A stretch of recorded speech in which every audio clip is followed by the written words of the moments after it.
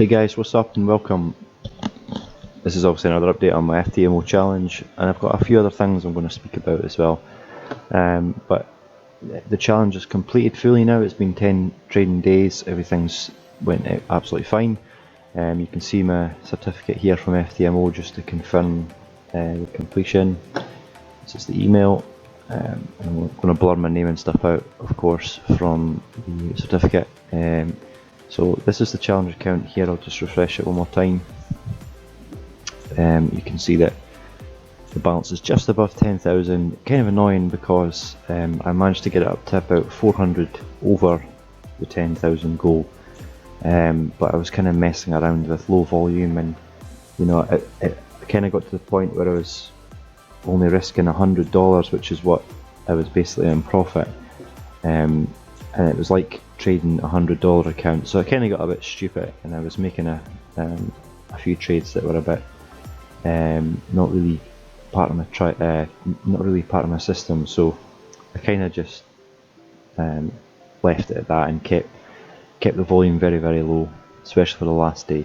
But you can see, like, my last few days here were all pretty much tiny losses, really, you know, which is fine. It's okay. I mean, there was, as I say, a couple of stupid trades in there that kind of made that the case, but it doesn't really matter. I stuck to the plan. I still risk managed, and I still made sure that, you know, come the 10 days complete, the balance, the profit was was achieved. So you can see all four things are passed. We've got this little box here telling me that everything's done.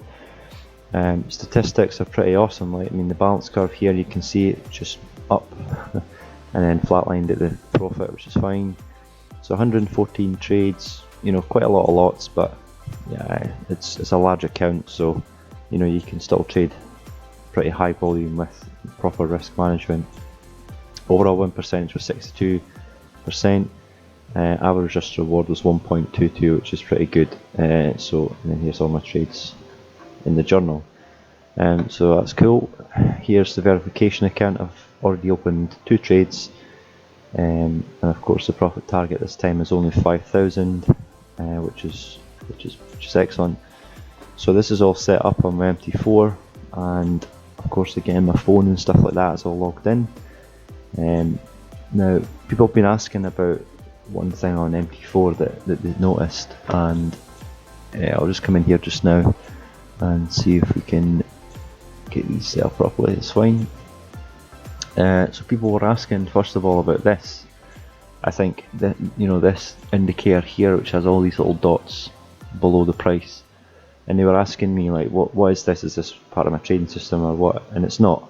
It's just, it's some support and resistance indicator that I downloaded and I was testing out. I don't use it at all, you know, it's not something that I rely on. It was on a couple of my charts, yeah, but like I said in one of my videos, I don't really use MT4 to do any analysis. I usually stick to TradingView, which I like much more than MT4. Plus it syncs to my phone, so I can check my phone and stuff like that when I'm away from my computer, to check the charts and whatever else. But yeah, so that was one thing. And then I have this other EA that I use to manage trades, which is here, this Trade Assistant MT4.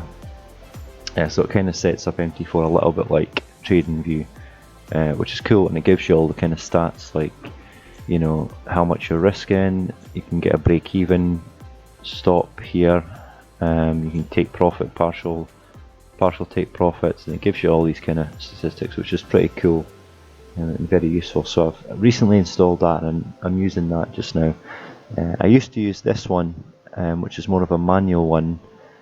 You know, it gives you lines and you can move them a bit on the chart, and it shows you, like, the risk and the risk to reward and stuff like that. It's not showing everything on this, but you know, you can change it to show risk to reward and stuff. I think it's on here actually. Here we go. So you know, you can change it to have all these things, and this one is free. This one's from earnforex.com. A pretty decent tool. You know, you can see here that if I move this around, the risk to reward and stuff will move, and I can say how much the risk should be, and it'll tell me how much the position sizes should be for that amount of risk with this trade setup. So it's a pretty cool little tool. The only reason I keep this now is for this tab, the risk tab, because at a glance you can see how much you're risking in dollars and in percentage, for the percentage and dollar gain over either open orders, or if you have any pending orders it counts them as well, you know. So it's a pretty cool indicator, and it's free, so yeah, pretty decent.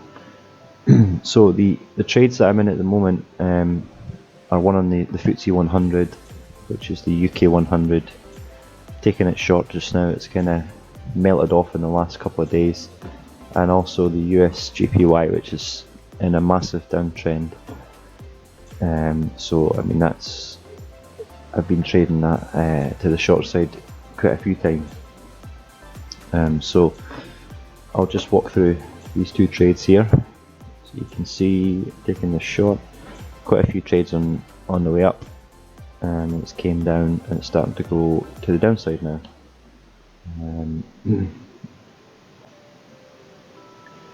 So yeah, it's pretty much, my trading system is very simple.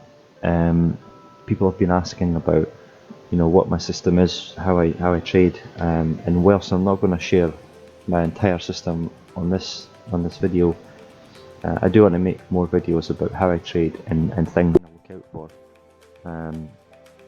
But in a nutshell, you know, I trade with the trend. I look for a clear trend to be established, which is what we've got here on the hourly.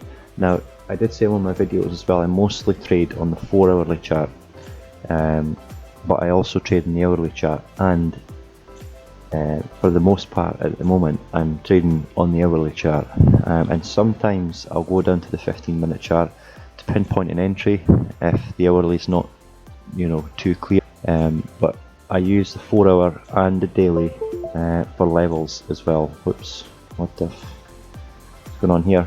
Okay, so I use, you know, the bigger time frames for, you know, major levels and stuff like that, and I just look for the overall price action to be going in one direction or the other, and then I trade with that direction.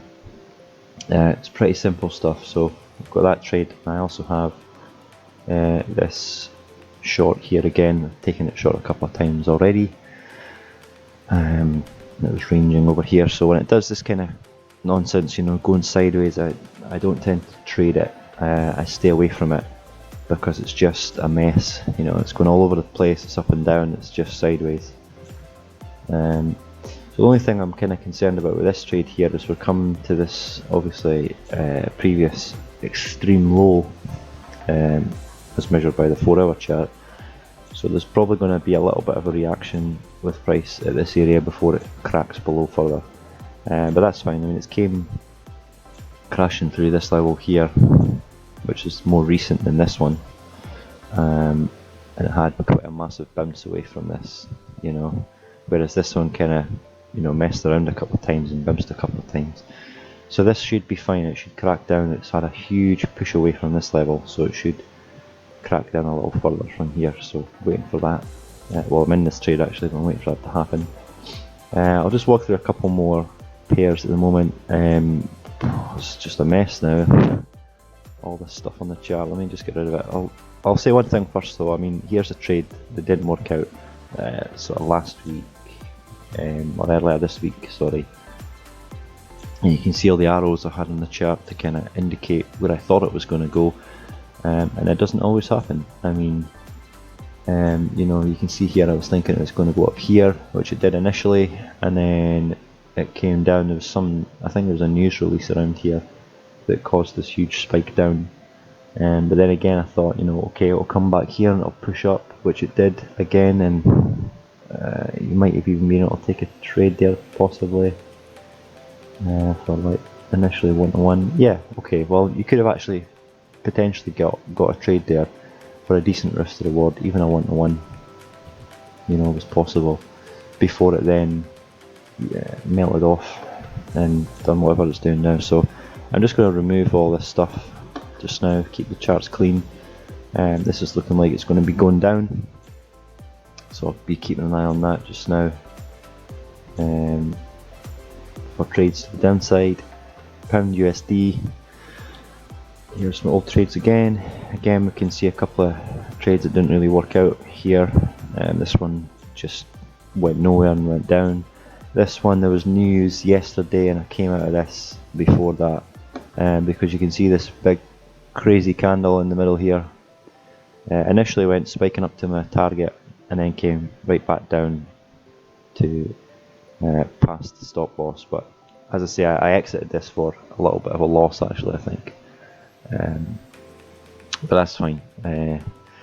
So the same kind of things happening on this pair. It's going down at the moment, it looks to be. So, you know, it doesn't really look that great, to be honest. In the bigger sort of time frame, it's going up still for me. So I'm going to keep the arrow there, just to. Is it not an arrow? It's weird. Give me an arrow. I'm going to keep the arrow there just to show that, you know, price is still for the most part going up. So it might come down here and bounce off of this trend line and continue up. So that's maybe what I'll look for, kind of going forward. Exact same story on that one. New Zealand USD, pound Swiss, pretty messy. I'm going to remove all that. Also in the downtrend, it looks like pound Japan. For me, it's kind of going a bit too sideways at the moment. You see a couple of trades here that we've taken previously, and all this crap on the. I'm just going to remove that just now. For me, at the moment, this is going a bit too rangy, so I'm going to kind of stay away from that. USD CAD was in a pretty strong downtrend, and it looks to be coming back up to likely test again this dim trend line. Yeah, looking pretty decent, to be honest. I think I might look for a short on this pair coming up very soon. You can see a short that I took here yesterday, and it was a successful trade. Yeah, that's looking pretty nice. So, kind of in a nutshell here, because this video is going to get too long. As I say, you know, I look for a clear trend, and I trade with the trend. So I look at the 4-hour chart for major levels. If there's nothing really that clear, I come down the hourly chart, look for levels, and then I wait for those levels to be. Sorry guys, you can probably hear that in the background. Noise, motorbike outside, I think it is. So yeah, I look for these major levels to be kind of broken, and then I just trade with that. And sometimes, as I say, I'll come with a 15-minute chart and look for a better entry. Now, I like to see that at least two of the time frames are in the same trending direction. So we can see the 4-hour is still trending down, and the hourly is still trending down. It's not made a new higher high. Well, actually it has. It's made a couple of new higher highs and a higher low.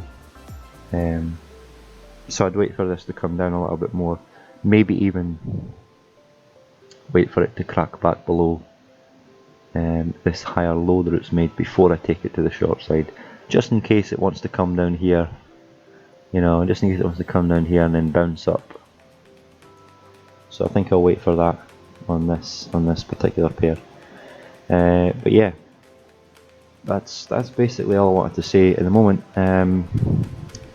If you have any questions, you can send me a message on Instagram, on YouTube, and like I've said, I have had messages about my trading style and whatever else, and I do intend to make more videos on YouTube to kind of explain it and walk through trades that I've taken to hopefully give you a bit of value and give you a bit of inspiration to how you can maybe trade yourself. Of course, I'm not a financial provider, a services provider. I'm not a professional investor, so you know, you can't take advice from me and use that in your own portfolio, because I'm not licensed, I'm not qualified to do that, and so you shouldn't really listen to anything I say. Although you can take what my analysis and stuff like that, and use it in your own analysis and help give you kind of ideas to how you might trade. But very, very simple system. As I say, it's a swing system. I don't try not to just get in and out of trades too quickly. I like to hold trades for you know, a couple of hours, sometimes a day or so, but normally it's, you know, within a day that I'll hold a trade, or even less than that, a couple of hours, and just let the trade kind of play out, and then go from there. So if you like this video, please do like and subscribe, and I will see you in the next one.